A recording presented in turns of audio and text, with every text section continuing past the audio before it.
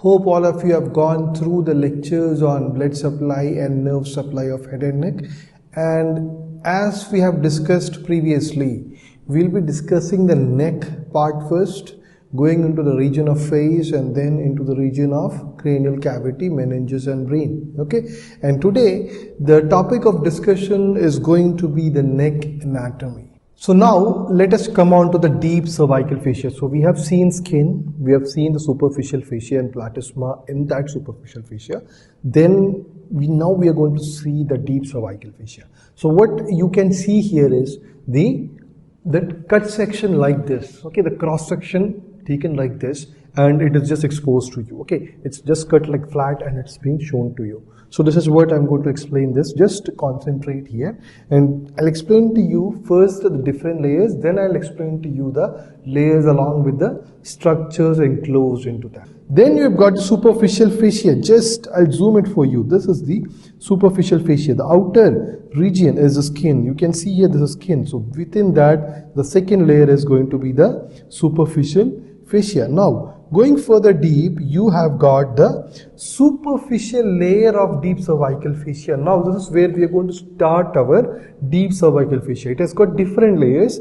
I'll tell you here itself one by one, and then we'll go into depth of it separately. Okay, so the first layer of deep cervical fascia, which you can see this in red. Okay, it surrounds like a collar over the neck. You can see here all over the neck, you can see the red region, isn't it?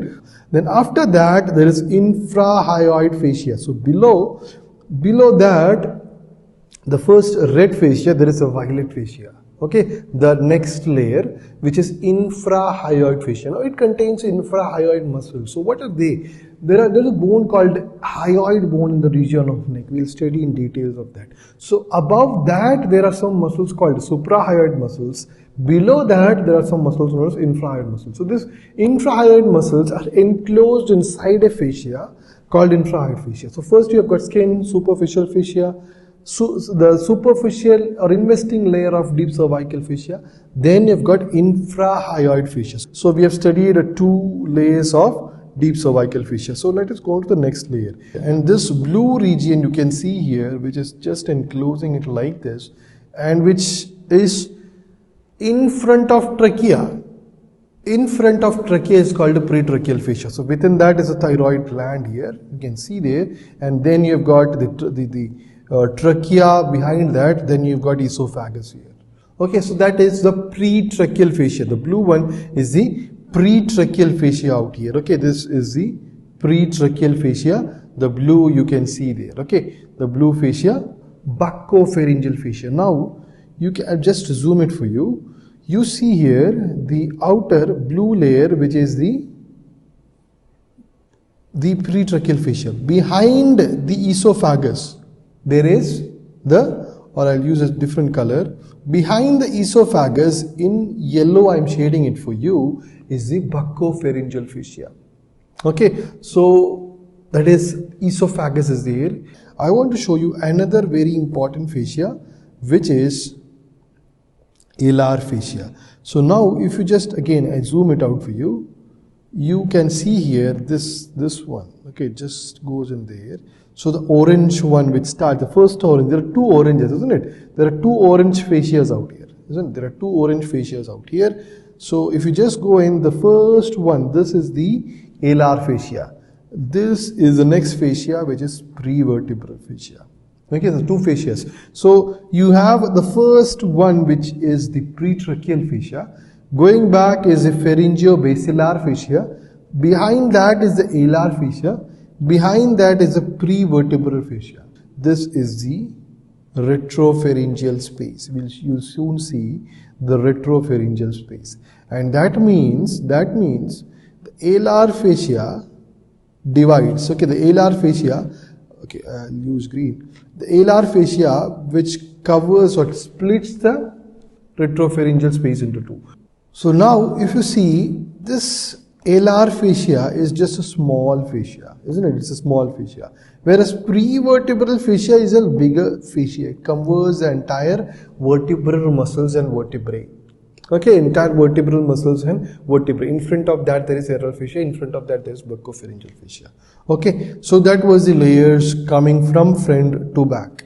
Okay, and one fascia which is there, which is this is carotid sheath or carotid fascia, you can call it. Still there is controversy regarding this, it is fascia or not, but there is a carotid sheath. Now let us go into more in depth of understanding structure by structure of each layers. Okay, now this superficial layer of deep cervical fascia encloses two muscles, one in anterior and one in posterior. I'll show you that.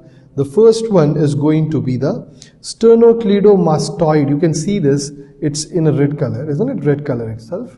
And inside that, in the anterior region, there is a sternocleidomastoid. Okay, anterior region, there is sternocleidomastoid. And when you come back, the same fascia encloses another muscle in the behind region, which is trapezius, which is a pretracheal fascia. Here, you have to note few things. It is suspended from the tracheal cartilage and it is surrounds, this is how it surrounds the thyroid gland. So behind that pretracheal fascia, definitely there is going to be the larynx, okay, the trachea, the larynx there, okay. Then you have got the esophagus there behind that, okay. Then you have got the, behind the esophagus you have got the green fascia, which is what? It is the buccopharyngeal fascia, isn't it? The buccopharyngeal fascia. So behind the buccopharyngeal fascia, we have got the retropharyngeal space. Okay, this so the first one, which is this buccopharyngeal. Then there is the white area, which is the retropharyngeal space, and the alar fascia. Alar fascia. This is the alar fascia, which divides the retropharyngeal space into two. Behind the alar fascia, there is the next fascia, which is prevertebral fascia. So it's buccopharyngeal, alar, prevertebral. Okay. Some books you can see, especially the books like Gray's Anatomy, you can see further kind of classifications of the spaces. Okay. Further unification of spaces and divide into the superficial layer, middle layer, and deep layer. So let us discuss that classification. Okay. So the outer covering, the fascia covering outside these muscles, is the buccopharyngeal fascia. So those muscles, those fascia which covers the inside part of the constrictors of pharynx, or you can call it as pharynx, it's a pharyngeo-basilar fascia. Basilar, base. Okay, pharyngeo-basilar. And outer is buccopharyngeal. So why is it buccopharyngeal fascia? Buccopharyngeal means one, it is the buccal side of, outer side of, remember it like that, okay, of the pharynx, also the constrictors of pharynx, and it extends into the buccinator region. That's the reason it is called the buccopharyngeal fascia. Now we are going to come on to the further subdivisions or further unifications, I would call it as. First, definitely it's a superficial layer as a collar. Now the three layers, which is the infrahyoid fascia, the pretracheal fascia, buccopharyngeal fascia. This is called the middle layer. Okay, I'll just show you this image there. Superficial cervical fascia with the platysma, it is called the SMAS. Okay, it is the SMAS. So what is basically SMAS? SMAS is superficial musculo-aponeurotic system. Okay, superficial layer. Okay, muscle is there, platysma, and aponeurotic system, that is, there is an covering aponeurotic fascia. Okay, basically it contains the superficial fascia and the muscle. So that's an aponeurotic system, superficial musculo-aponeurotic system. Okay. Now the first layer we are going to discuss in the deep cervical fascia is the investing layer, which is also known as superficial layer of deep cervical fascia.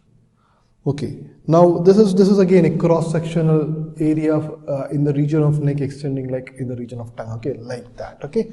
So you can see here the parotid gland. Okay, the parotid gland can be seen here. So this particular structure, okay, this particular structure out here is the parotid gland. Okay, the parotid gland, which outer and there is the superficial layer and deep layer of parotid gland. Okay, now deep into this, I'll use another color.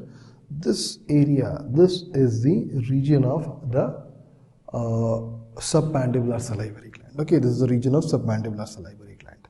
Now, okay, so what happens here is this fascia splits and goes up. Okay, this fascia splits and goes up, and it further encloses both the glands. How it is going to enclose both the glands? So it goes up, it splits. One layer encloses the parotid gland, other layer encloses the submandibular gland. Deep lamina, two structures are formed from there. One is, it forms the stylomandibular ligament. Okay, this one is the stylomandibular ligament, you have to note here. Okay, that is, this is the styloid process. Okay, this is styloid process. So from there, it's this fascia forms the deeper. Now this is very important question. The two muscles are digastric muscle and omohyoid muscle. Now see, if I just zoom it out, this is the omohyoid muscle. Which color will I use? Okay, pink. This is the omohyoid muscle going like this, okay, and like this. We'll see the original insertion later on. Now there is a pulley it forms. This is the pulley, and this pulley is formed by whom? The investing layer. Again, if you see the digastric muscle here, this is digastric muscle. Okay, this is a digastric muscle. We'll study this digastric muscle very soon in triangles. There is a digastric triangle and it forms a pulley in between. So both the pulleys are formed by whom? By the investing layer of the cervical fascia. Now just knowing the clinical anatomy of this, the parotid swellings are very painful. Why is it? Now we know there is a fascia around it, which is very tightly holding the parotid gland.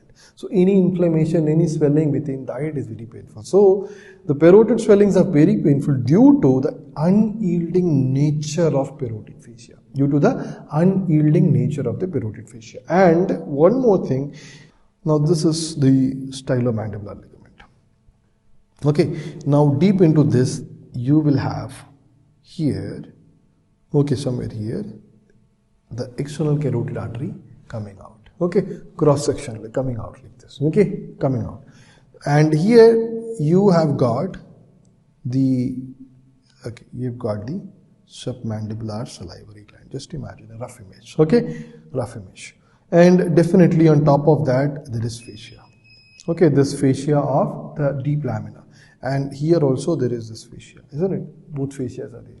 So now, what you are planning to do is you are going to cut this submandibular salivary gland in size. What is going to happen? Fascia is going to pull out, isn't it? It's very tightly holding it. It's going to pull out means this ECA is also going to retract or pull out. Because now infrahyoid fascia, okay, along with the pretracheal fascia, along with the buccopharyngeal fascia, so three fascias you know now. Okay, these three front fascia below the investing layer, these are called what? This is the middle layer of deep cervical fascia, of which the infrahyoid fascia is called the muscular layer, and the other two is known as visceral layer. Now, why is it called a visceral layer? Now, all the visceral organs all the visceral organs of the neck are there in the visceral fascia. We'll soon see this, okay, including the